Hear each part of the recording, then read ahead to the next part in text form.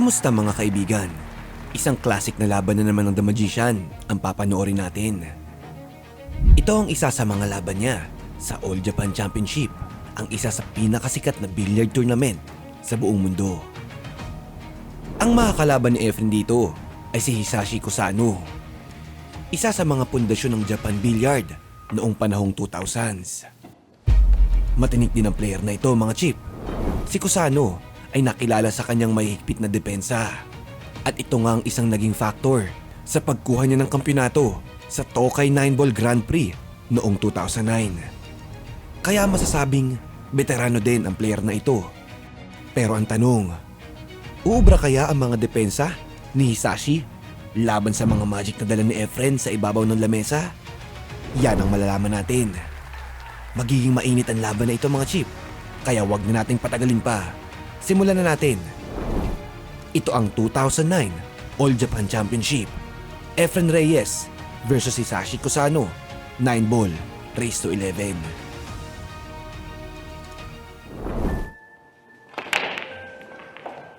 Rock 1, unang break ang The Magician. Kaso walang hulog. Tingnan natin ang diskarte ng hapon dito.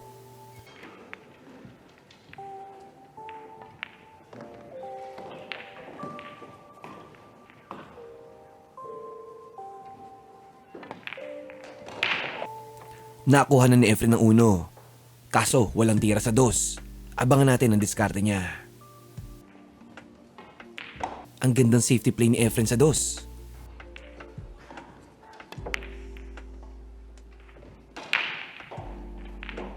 Sa larong ito pala ay 55 years old si Efren.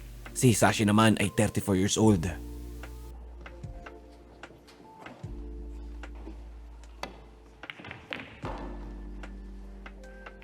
Combination shot ni Hisashi. Hulog ang 7.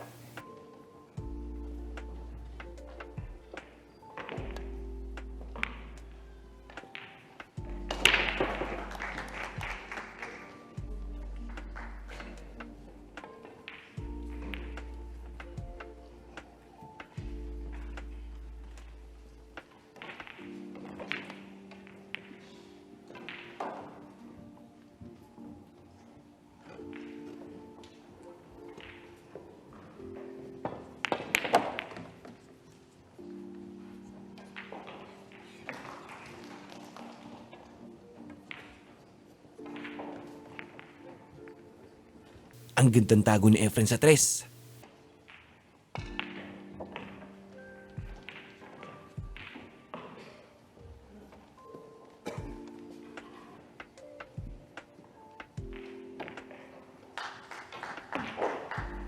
Solid combination ng The Magician. Hulog ang 6 sa corner pocket. Mukhang kanya ng Rock 1 ah.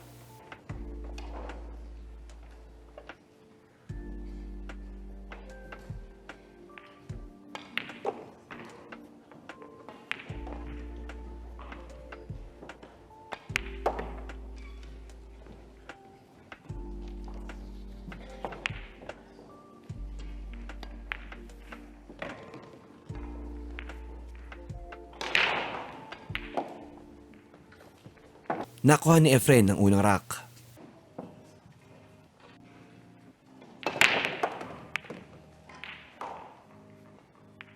Rock 2, hulog ang 2 bola sa break ni Efren. Mukhang open table na naman to para sa kanya. Ayun lang, umalog yung 2 dun. Pagkakataon na ni Hisashi tumabla. Pero taguan 2 sa 8. Abangan natin ang diskarte niya dito. Ang gandang kickshot ni Hisashi sa 2. May tira din talaga ang hapon na ito mga chip.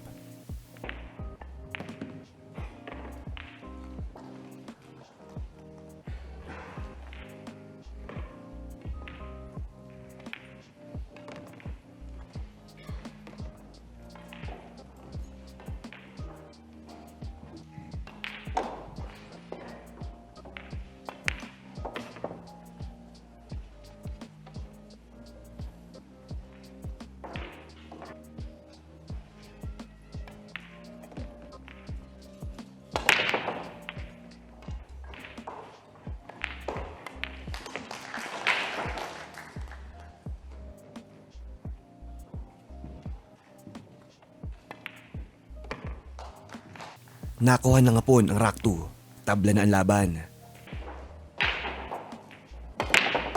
Rock 3, break ni Hisashi. Hulog ang isang bola. Kaso alanganin ang posisyon ng uno. Abangan natin ang diskarte niya.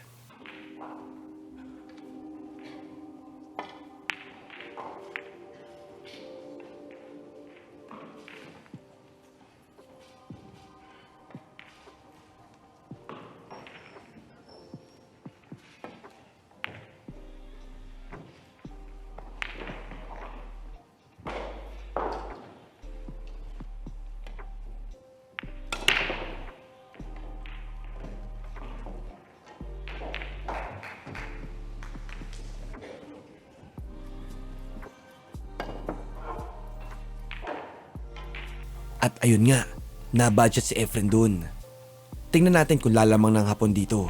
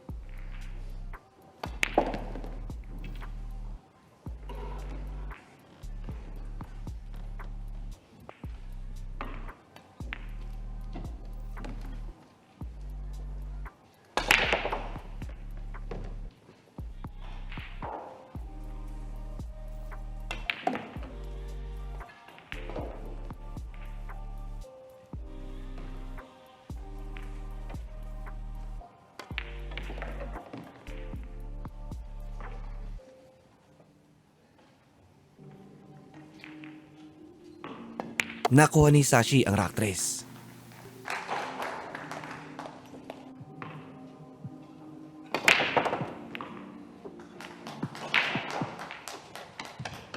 Rock 4. Hulog ang dalawang bola sa break ni Hisashi. Nag-push lang siya sa uno.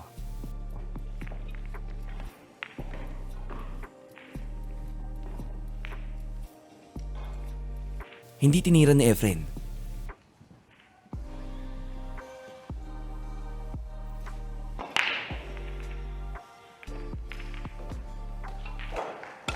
Sumablay ang kickshot ng hapon. Pagkakataon na tumabla ni Efren dito.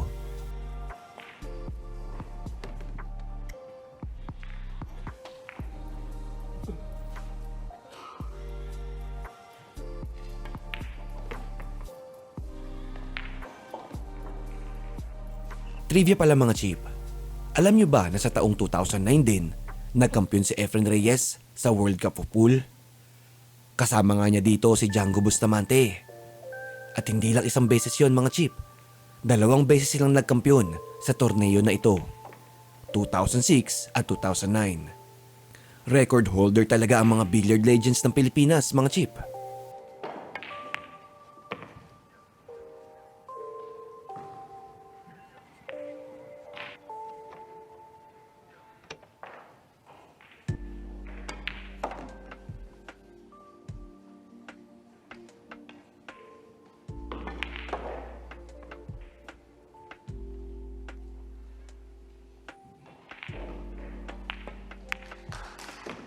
Swabing rock para kay Efren.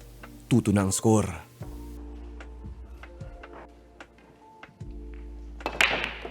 Rock 5, break ng The Magician. Hulog ang isang bola. Kaso tagunan naman ang uno. Tingnan natin ang diskarte nila sa uno mga chip.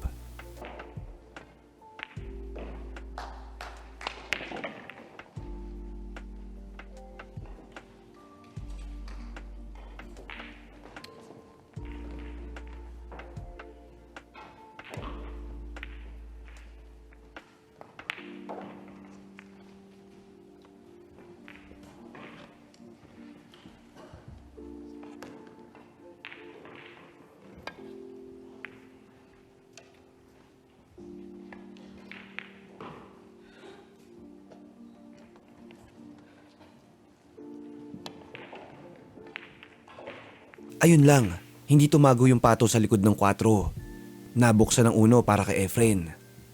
Napailing doon ang hapon. Pagkakataon na ni Efren lumamang.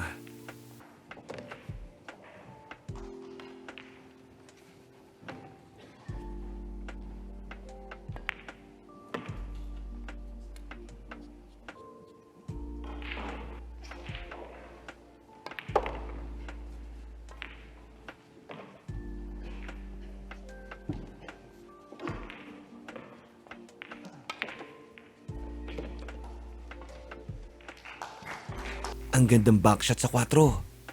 Nagmumukhang simple kay Efren yung mga ganong tira mga chip. Open table na ito para sa kanya.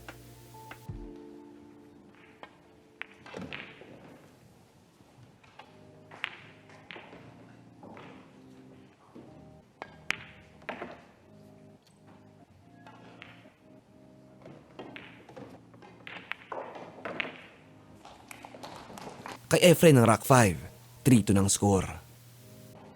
Diretso tayo sa rack 10, 6-3 ang score pabor kay Efren. Ang gandang break para sa hapon. Hulog ang 2 bola. Abangan natin ang diskarte niya dito.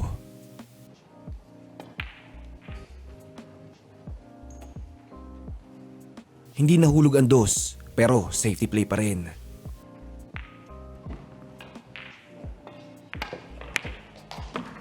Scratch si Efren. Bolinhan dito si Hisashi. Tingnan natin kung paano siya hahabol.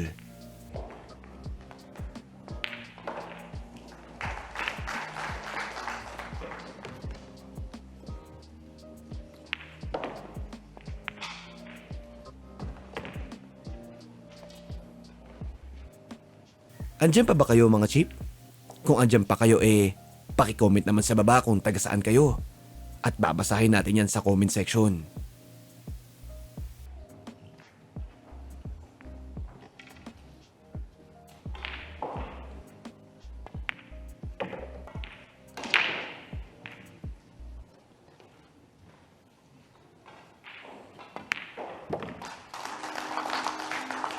Kay Hisashi ang rack 10.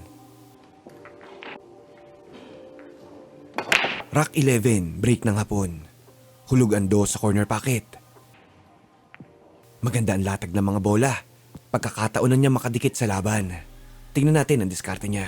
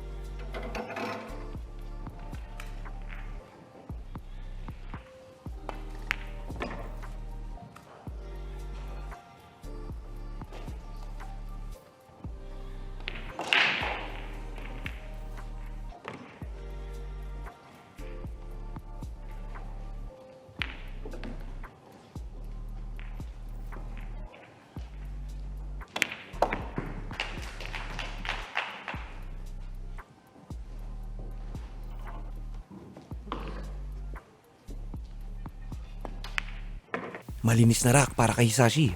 6-5 ang score. Diretso tayo sa rack 14. 7-6 ang score. Lamang ng isa sa Efren. Ayun lang, na-scratch pa si Hisashi sa break mga chip. Bolinhan si Efren.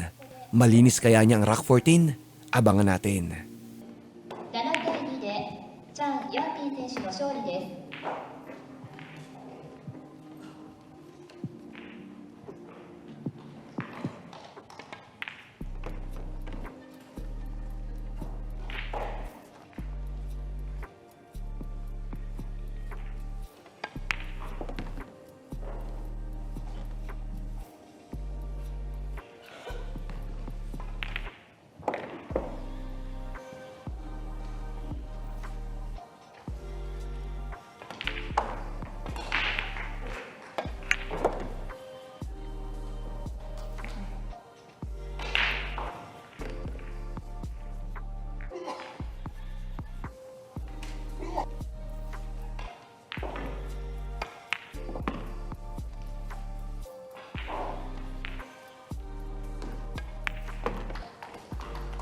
Nakuha ni Efren ang rack na ito. 8-6 ng score. Rack 15. Ang gandang break para sa The Magician. Hulog ang 2 bola. Nag-safety play siya sa 1.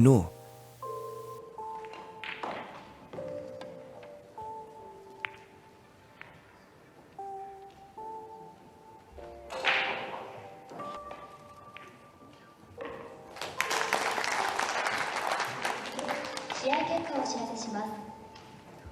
11番テーブル11対3でアントニオ・リディング選手。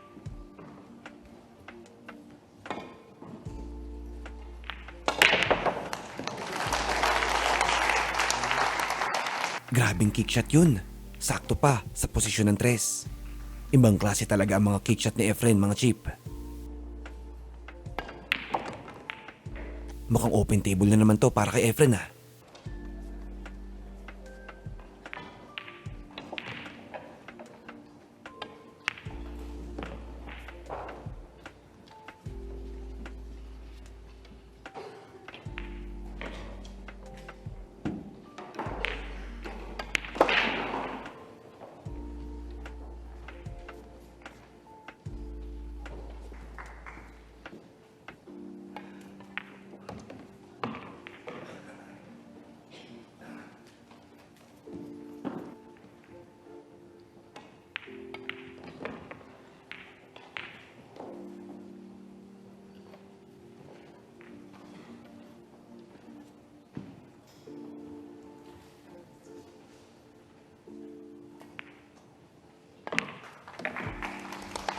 Nakuha ni Efren ang rack 15.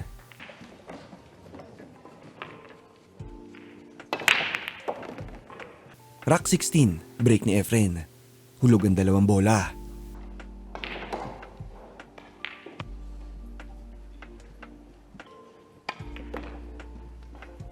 Makakahabol pa kaya ang hapon? O lilinisin na ito ni Efren? Abangan natin.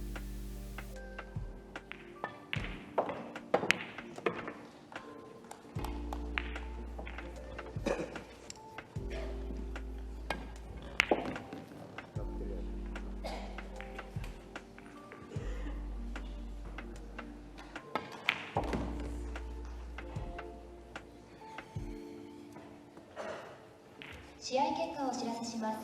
11対3でリーバン・コルテッサ選手の勝利です。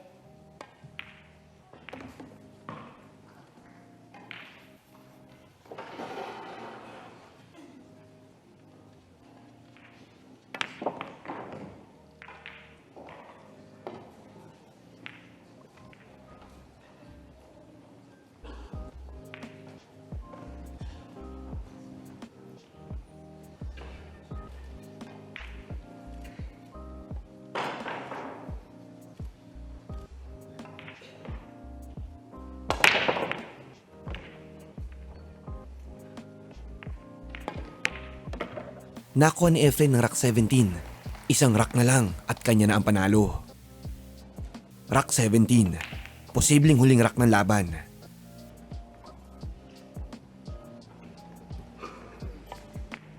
Ang gandang break. Hulog ang 2 bola. Mukhang hindi na makakatayo ang hapon.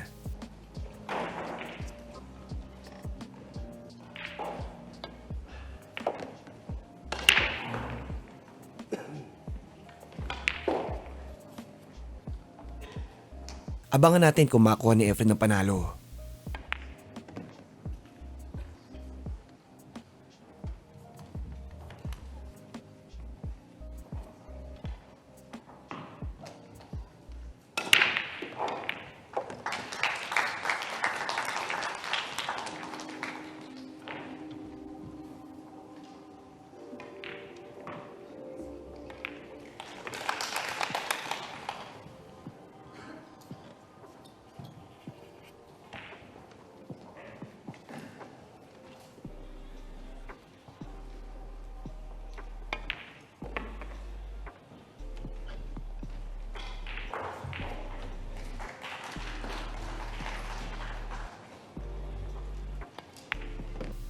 At ayun na nga, nakuha ni Efren ang laban. Hindi na pinatayo ng The Magician. Wala talagang kupa si Efren, mga chip.